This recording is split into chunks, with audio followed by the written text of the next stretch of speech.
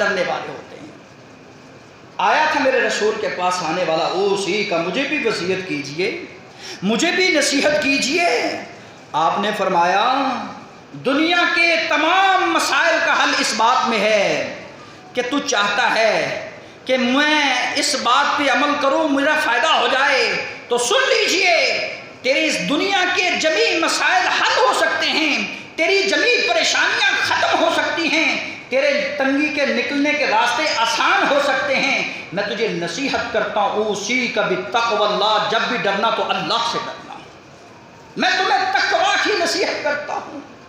حضرات یہ زندگی کا حاصل ہے، جس کے پاس تقوی ہے اس کے پاس سب کچھ ہے، اور جس کے پاس تقوی نہیں ہے اس کے پاس کچھ نہیں۔ جو اللہ سے نہیں ڈرتا وہ ہر ایک سے ڈرتا ہے، جو اللہ سے ڈرتا ہے وہ کسی سے نہیں ڈرتا۔ فرمایا تقوی کہاں ہوتا ہے، تقوی کس بات کا نام ہے؟ فرمایا یشیر علی صدرہا، اپنے سینے کی طرف اشارہ کرتے ہوئے کہا تقوی یہاں ہوتا ہے، تقوی دل میں ہوتا ہے، خوف دل میں ہوتا ہے۔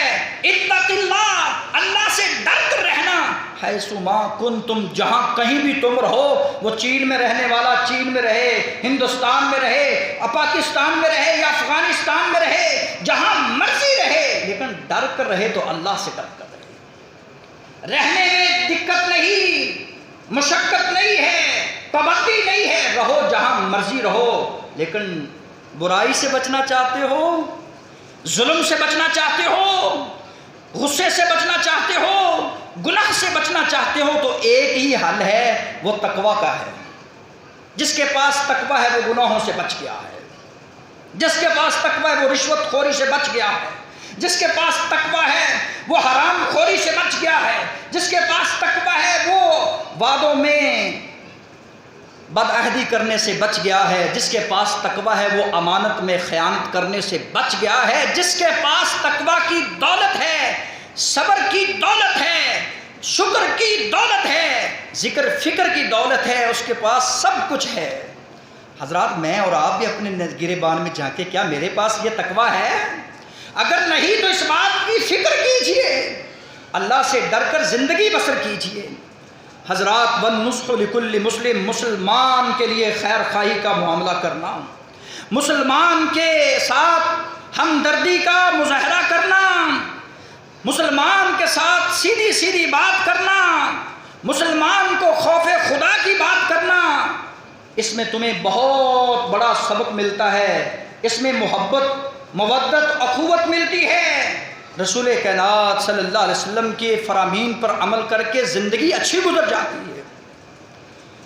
آئے تھے رسول کائنات صلی اللہ علیہ وسلم کے پاس، قبر کے پاس تھے، تو قبر سے جانے سے پہلے بھی کہا نصیحت کیجئے۔ قرآن مجید نے وہ نصائح، وہ وصیتیں ذکر کی ہیں۔ جناب ابراہیم خلیل اللہ علیہ السلام ہیں، اپنے بیٹوں کو کہا بیٹا قریب آ جائیے، اپنے لخت جگر کو بلایا، وَوَصَّى بِهَا إِبْرَاهِيمُ بَنِيهِ، اپنے بیٹوں کو بلا کر، یعقوب بھی تھے، یا بنی ان اللہ اصطفیٰ، بے شک اللہ رب العزت نے ہمیں اور آپ کو چنا ہے اپنے دین کے لیے۔ میں تمہیں نصیحت کرتا ہوں میرے بیٹو، جب بھی دنیا سے جانا تو مسلمان ہو کر جانا۔ عدل و انصاف، اسلام، توحید کی وصیت اپنی اولاد کو کیجیے۔ عمر نے کہا تھا وصیت لکھ کر اپنے سرہانے کے نیچے رکھ لیجئے، کوئی پتہ نہیں زندگی کا دوسرا سانس آئے یا نہ آئے۔ وصیت لکھا کریں، کوئی رات ایسی نہیں گزرنی چاہیے کسی کا دو بھی لین دین کا معاملہ وہ لکھ کر ظاہر کریں تاکہ بچوں کے لیے آسانیاں ہو سکے۔ اسی لیے حضرت یعقوب کا جب وقت آتا ہے تو حضرت یعقوب نے بھی اپنے دادا کی طرح کہا میں بھی تمہیں نصیحت کرتا ہوں، وصیت کرتا ہوں۔ کہا کس بات کی وصیت کرتے ہیں؟ فرمایا سن لیجئے، میں تمہیں اس بات کی تلقین کر رہا ہوں کہ میں جب دنیا سے جا رہا ہوں، موت کا وقت قریب آ چکا ہے۔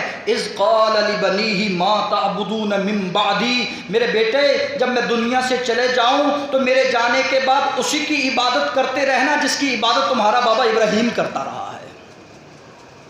قالوا نعبد الہک و الہ آبائک، کلمہ ان لوگوں کو نصیب ہوتا ہے جو ساری زندگی توحید کے ساتھ تعلق کو مضبوط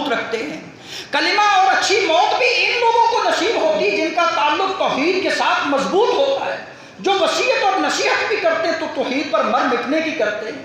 کہا اللہ قالوا نعبد الہک و الہ آبائک ابراہیم و اسماعیل و اسحاق الہ واحدا۔ ابراہیم کا بھی ایک واحد رب ہے، اسماعیل کا بھی وہی رب ہے، اسحاق کا بھی وہی رب ہے۔ میں یعقوب اپنے بیٹوں کو وصیت کر کے جا رہا ہوں، یوسف اور دوسرے بھائیوں تم بھی یاد رکھنا، تم رہنا تو مسلمان بن کر رہنا، مرنا تو اسلام پہ جانا۔ اللہ ہمارے نصیب میں بھی ایسی موت نصیب فرمائے، اللہ ہمیں بھی ایسی نصیحت کرنے والا بنائے۔ نیکی کار تو اس کو بھول جا، اللہ کے ذکر کو اور اپنی موت کو کبھی نہ بھولنا۔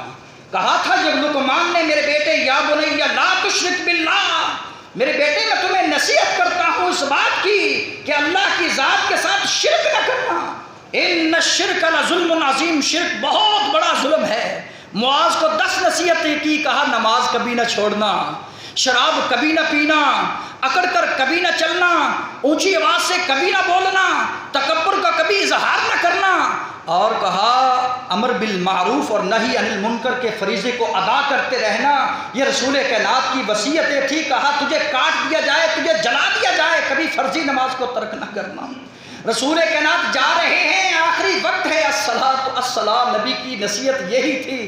آج والد کی نصیحت ہوتی بھائی میرے بابا نے کہا میری چھوٹی بہن کا خیال رکھنا، میرے نبی نے کہا اپنی نماز کا خیال رکھنا، الصلاۃ الصلاۃ، اور غلاموں کا خیال رکھنا۔ اللہ ہمیں اپنے نبی کی نصیحتوں پر عمل کرنے کی توفیق عطا فرمائے۔ اسی میں خیر خواہی ہے، اسی میں ہمدردی ہے۔ اقول قولی ھذا واستغفر اللہ لی ولکم ولسائر المسلمین۔